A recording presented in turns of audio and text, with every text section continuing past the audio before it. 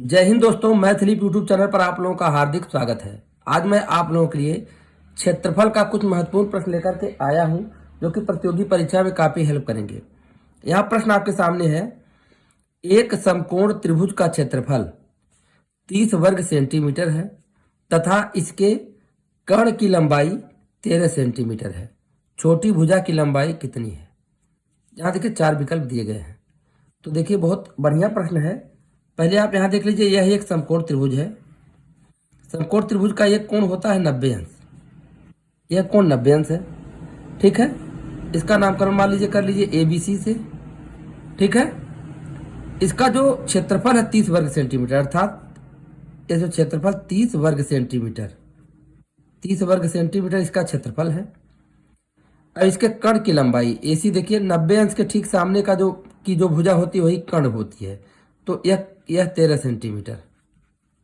अब कह रहा कि छोटी भुजा, अब इन दोनों में से चाहे AB छोटा होगा चाहे BC छोटा होगा, ये हल करने पे अभी पता चलेगा। तो आपको क्या करना है कि समकोण त्रिभुज का जो क्षेत्रफल होता है उसका सूत्र होता है क्षेत्रफल A बराबर होता है, यहाँ समझिएगा, क्षेत्रफल A, एरिया मतलब क्षेत्रफल होता है, A से प्रकट करते हैं, 1/2 आधार गुणे लंब, क्योंकि लंब ही, जो लंब है यही ऊंचाई हो जाती है। आपको पता है 1/2 आधार गुणे ऊंचाई। समकोण त्रिभुज में जो लंब भुजा जो होती है वही ऊंचाई का काम करती है। तो यहाँ देखिए क्षेत्रफल A है 30 वर्ग सेंटीमीटर, 1/2 आधार भुजा हमारी BC है और लंब, अब यहाँ देखिए लंब कितना है AB। अब यहां से BC गुणे AB निकलेगा, BC गुणे AB, इसका तिरे गुणा करेंगे तो हो जाएगा 60। तो इसको पहले लिख लीजिए BC इंटू AB बराबर 60। ये हम 60 निकल गया, ठीक है। इस समीकरण नंबर आप बना लेंगे इसको 1।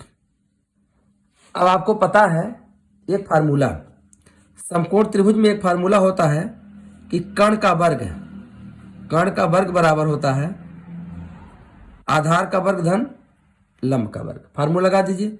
कर्ण है 13 का स्क्वायर, आधार BC है BC का स्क्वायर, लंब AB है AB का स्क्वायर।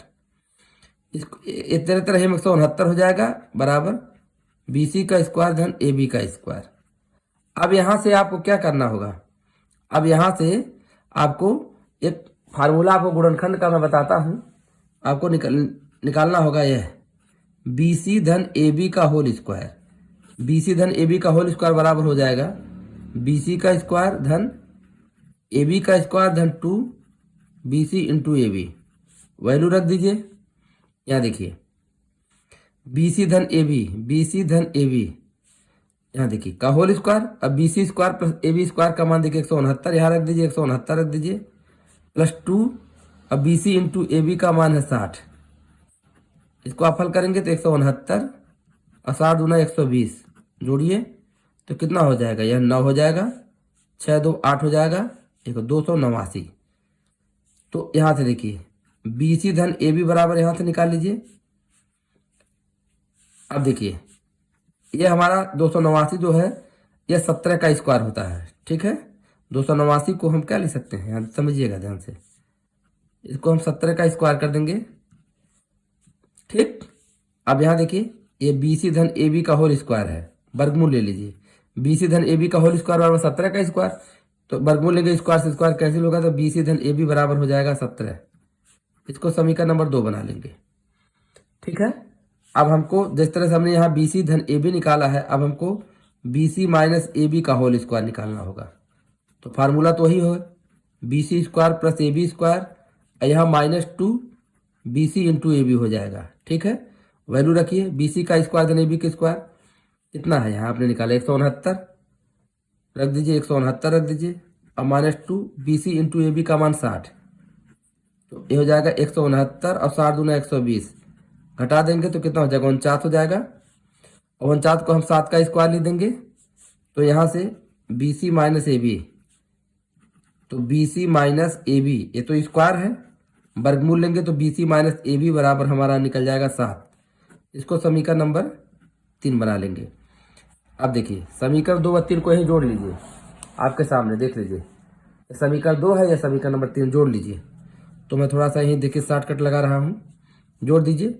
BC से BC जुड़ जाएगा तो 2BC हो जाएगा, लेकिन AB कट जाएगा।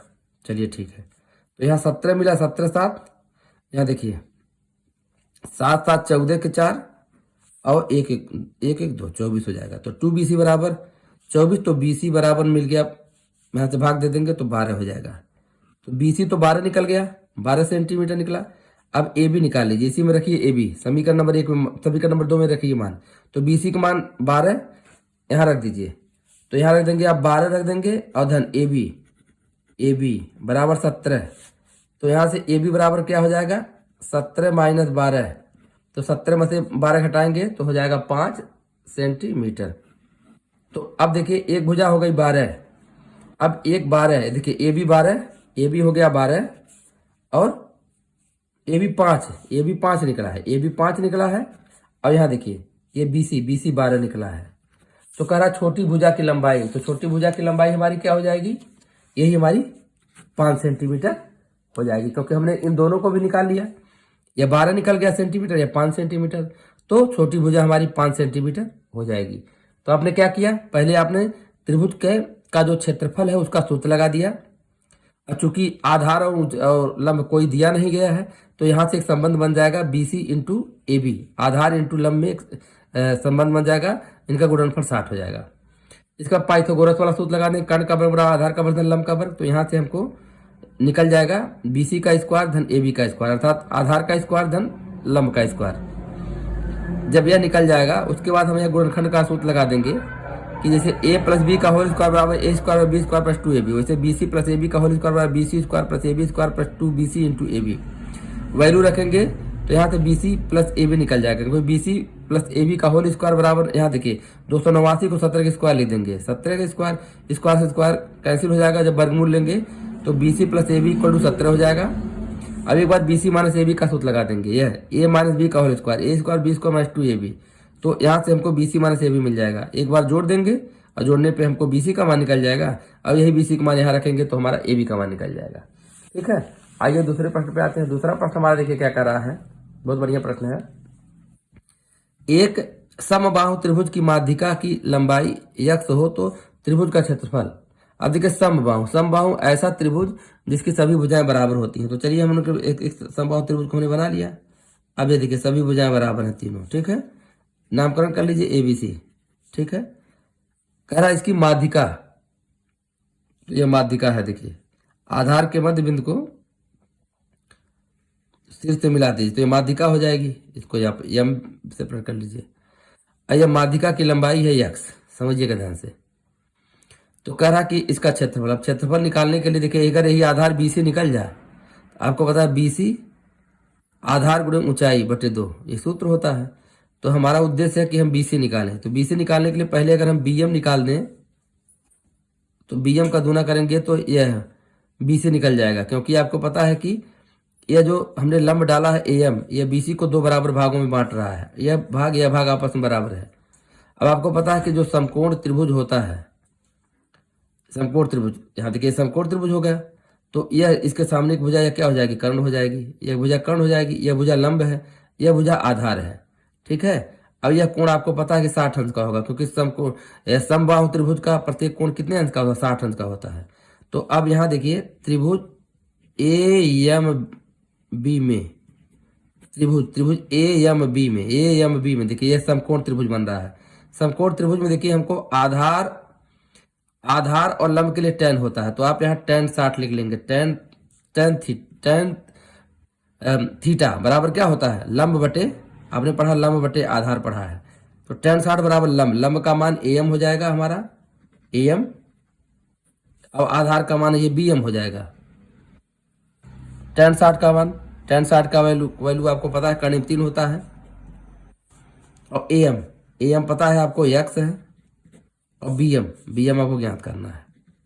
तो तीनों गुणा करेंगे तो BM कर्ण 3 बराबर x, तो BM बराबर x बटे कर्ण 3, यह निकल गया। ठीक है, अब BM निकल गया तो आप बी से निकालिए, तो बी सी बराबर 2bm गुना हो जाएगा, तो 2bm का मान x बटे करीब 3, तो 2x बटे करीब 3 हो गया। अब आप इसका क्षेत्रफल निकाल लीजिए, क्षेत्रफल बराबर क्या हो जाएगा 1/2 आधार बी सी गुणे ऊंचाई am, क्षेत्रफल बराबर 1/2 आधार गुणे ऊंचाई बी सी गुणे am, 1/2 बी सी का वैल्यू 2x बटे करीब 3, 2x बटे करीब 3 और am का वैल्यू x। देखिए 2 से 2 कैंसिल हो जाएगा, तो x का x में गुणा करेंगे तो x स्क्वायर बटे करीब में 3, एक्स स्क्वायर बटे करीब 3। अब विकल्प में खोजेंगे तो अभी देखिए विकल्प में कोई मिल नहीं रहा है, कैसे होगा। अब देखिए करीब 3 से ऊपर और करीब 3 से नीचे गुणा करिए, तो गुणा करेंगे तो यहाँ करीब 3 एक्स स्क्वायर और नीचे भी करीब 3 गुणे करीब 3 करेंगे तो क्या होगा भाई, हमको करीब 3 से ऊपर गुणा किए, करीब 3 से नीचे गुणा किए, मान कोई परिवर्तन नहीं, तो करीब 3 एक्स स्क्वायर और बटे करीब 3 गुणे करीब 3 3 हो जाएगा इतना, तो करीब 3 एक्स स्क्वायर बटे 3। यही देखिए विकल्प में अगर हम देखते हैं तो करीब 3 एक्स स्क्वायर बटे 3, अर्थात जब हम यहाँ आ जाएंगे एक्स स्क्वायर बटे करीब 3 तो इस हर का हम परिमेयकरण करेंगे, अर्थात कड़ी को खत्म करेंगे तो इसी करीब 3 से ऊपर गुणा कर देंगे, यही नीचे गुणा करेंगे, तो ऐसा निकल के आ जाएगा। तो आशा करता हूँ कि वीडियो पसंद आया हो तो लाइक शेयर कमेंट करते हुए चैनल को सब्सक्राइब कर लीजिएगा। धन्यवाद।